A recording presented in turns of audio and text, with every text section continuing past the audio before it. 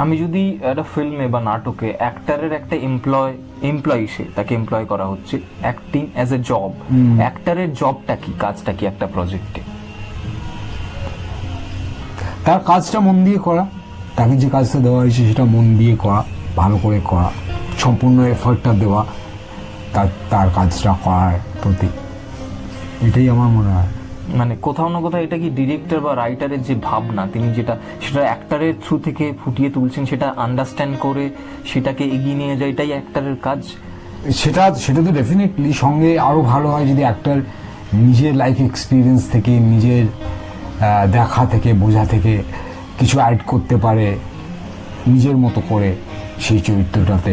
হ্যাঁ, নিজের ইন্টারপ্রিটেশন দিতে পারে, নিজের একটা ইন্টারপ্রিটেশন ওই ডিরেক্টর আর স্ক্রিন রাইটার বা প্লে রাইটের থটগুলোকে নিয়ে তার সঙ্গে যদি কিছু অ্যাড করতে পারে তার নিজের ওয়ার্ল্ড ভিউ, তাহলে হয়তো ভালো হয়। আমি সেটা চেষ্টা করি যে ডিরেক্টর যেভাবে বলছেন সেটা শুনে, প্লে যেটা লিখেছেন সেটা বা স্ক্রিন রাইটার তাতে আমি কি অ্যাড করতে পারি আমার তরফ থেকে, যাতে করে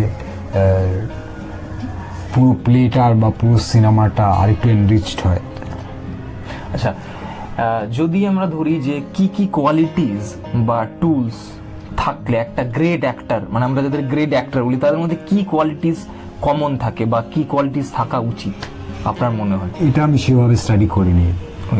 মানে এরকম কিছু যেটা, মানে একটা অভিনেতার, একটা রাইটার হলে তার রাইটিং স্কিল থাকে, একটা ডাইরেকশনের ইমাজিনেশন থাকে, তার সেটাকে কিভাবে পোর্ট্রে করছে সেটা থাকে, তো সেইভাবে যদি অ্যাক্টারের কিছু কোয়ালিটিস কমন, যেটা একটা অ্যাক্টরকে ভালো অ্যাক্টর তৈরি করে, এমন কিছু তো থাকবে যেটা। কি জানি, আমার পার্সোনালি আমি চেষ্টা করি ডেইলি কিছু না কিছু প্র্যাকটিস করার আমার অ্যাক্টিং এর জন্য বা ডিরেকশনের জন্য, এইটুকুই। ওকে, এই যেহেতু প্র্যাকটিস, আমার পরের প্রশ্ন এটাই ছিল যে রেগুলার একটা অ্যাক্টরের, মানে যারা দেখছে তারা অনেক ইয়াং বা অ্যাসপাইরিং অ্যাক্টরস আছে, তাদের কি রেগুলার প্র্যাকটিস বা রুটিন হওয়া উচিত, বা আপনি কিভাবে নিজের কে রেগুলার প্র্যাকটিসের মধ্যে থেকে, ট্রেনিং এর মধ্যে থেকে নিয়ে যান? মানে ওভার দ্য ইয়ার্স, গত 23 বছরে পাল্টেছে আমার অ্যাক্টিং প্র্যাকটিসটা। তো প্রথম দিকে আমি যখন এনএসডি যাই তখন আমি ক্লাসগুলো মন দিয়ে করতাম। আমার অনেক বন্ধুরা হয়তো ক্লাসের পরে কিছু চর্চা করতো, একসাথে মিলে নাটক তৈরি করতো। আমি তখন একদমই নতুন, আমি ক্লাসগুলো করতাম আর লাইব্রেরিতে কিছু বই পড়তাম। এনএসডি থেকে আসার পরেও সেটাই করতাম, যে যখন কোনো নাটক হচ্ছে বা ছবিতে পার্ট পাচ্ছি তখন আমি সেখানে গিয়ে বেস্ট এফার্টটা দিচ্ছি আমার। বাড়িতে সেভাবে প্র্যাকটিস মানে হয়তো কখনো একটু গান প্র্যাকটিস করলাম, ভয়েস প্র্যাকটিসের জন্য একটু প্রাণায়াম করলাম কখনো, সেটা খুব একটা যে রেগুলার করতাম তা নয়। তো তারপরে আস্তে আস্তে করে একটা সময় এলো যখন আমার মনে হলো, এটা সায়েন্স লাবস্কিকে পড়তে পড়তেই আমার মনে হলো যে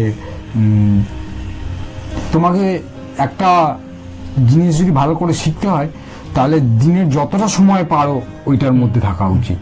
তো আমি তখন, আর আমাদের টিচাররা বলতেন অবজারভেশন, তো আমি সেলফ অবজারভেশন দিয়ে শুরু করলাম, যে আমি নিজেকে শুধু অবজার্ভ করব, আমি এই বসে আছি এখানে, কিভাবে বসে আছি, কি করছি, সেটা অবজার্ভ করবো যতটা পারবো। তো সেটা করতে থাকলাম।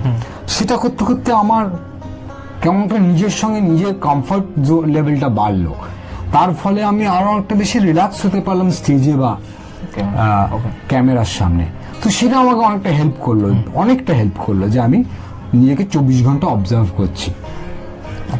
সেটা করতে করতে নিজের সম্বন্ধেও একটু জানলাম, যে তো সেটা করতে করতে একটা সময় হলে এখন সেটা একদম ন্যাচারালি হয়ে গেল আমার জন্য। আর নিজেকে জোর করে অবজার্ভ করতে হবে সেটা থাকলো না, মনে নিজেকে যেন আমি অবজার্ভ করছি সেটা ন্যাচারাল হয়ে গেল।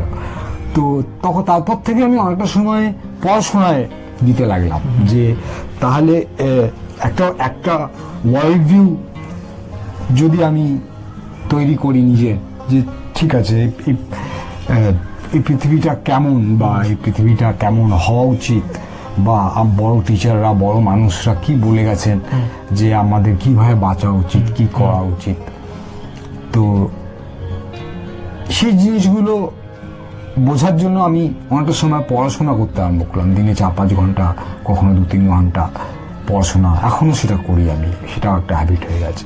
তো এই মুহূর্তে আমি দুটো জিনিস করি, একটা হচ্ছে ন্যাচারালি নিজেকে অবজার্ভ করা, যেটা মনে হয় যে আমার এখন অনেকটা ইয়ে হয়ে গেছে, অভ্যেস হয়ে গেছে, সেকেন্ড বিহেভিয়ারে চলে এসেছে, হতে পার্ট পারে, অফ বিহেভিয়ার হতে পারে সেটা, যে সেটা আমার সেকেন্ড নেচার হয়ে গেছে নিজেকে অবজার্ভ করাটা।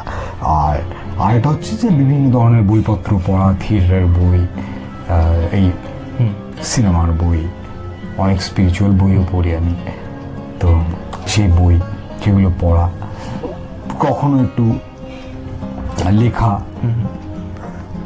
লেখাটা এখনো সেভাবে আমার ডিসিপ্লিনের মধ্যে আসেনি এখনো, সেটা অনেক কম লেখা হয়, দেখি কি হয়। এটা আমি ভাবছি যে যদি আরেকটু রেগুলারলি লেখা যায়, অন্তত একটা জার্নাল যদি রাখতে পারি, রোজ 10 লাইন লিখতে পারি, সেটা একটা এফোর্ট, সেটা একটা কিছু যেটা শুরু করতে হবে আস্তে আস্তে করে। এই আমরা এরকম কন্টেন্ট আরো ভবিষ্যতে বানাবো, অ্যাক্টিং রিলেটেড, বিহাইন্ড অ্যাক্টিং আমাদের চ্যানেলের নাম। যদি আপনাদের ভালো লেগে থাকে এটা শেয়ার করবেন, লাইক করবেন, সাবস্ক্রাইব করবেন, এবং আমরা আগামী দিনে আরো ভালো ভালো কিছু ইন্টারভিউ নিয়ে আসবো আপনাদের সামনে। Thank you.